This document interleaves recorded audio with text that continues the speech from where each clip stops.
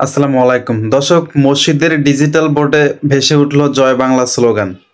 সাতক্ষীরার কলোয়ারার মসজিদের ডিজিটাল বোর্ডে জয় বাংলা জয় বঙ্গবন্ধু বিডি ৭১ হ্যাকার লেখা প্রদর্শিত হওয়ার ঘটনা ঘটেছে। এতে করে মুসল্লিদের মধ্যে উত্তেজনা ছড়িয়ে পড়েছে। সোমবারের ৬ জানুয়ারি মাগরিবের নামাজের পর উপজেলার ইউরেকা কমপ্লেক্সের জামে মসজিদে ঘটনা ঘটে।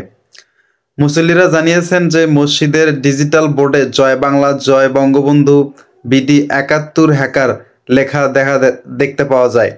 বিষয়টি দেখে তারা ক্ষুব্ধ প্রতিক্রিয়া জানিয়েছেন বলে জানা গেছে।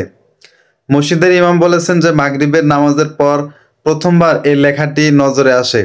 কেউ হ্যাকিংয়ের মাধ্যমে এটি করেছেন। আমরা বিষয়টি তাৎক্ষণিকভাবে ঠিক করার চেষ্টা করছি। এর আগে বোর্ডে শুধু মসজিদের নামই প্রদর্শিত হতো।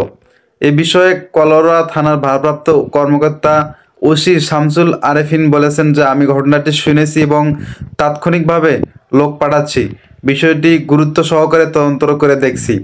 স্থানীয় বাসিন্দারা এ ধরনের কর্মকাণ্ডের জন্য দায়ীদের খুঁজে বের করে শাস্তির দাবিও জানিয়েছেন তারা।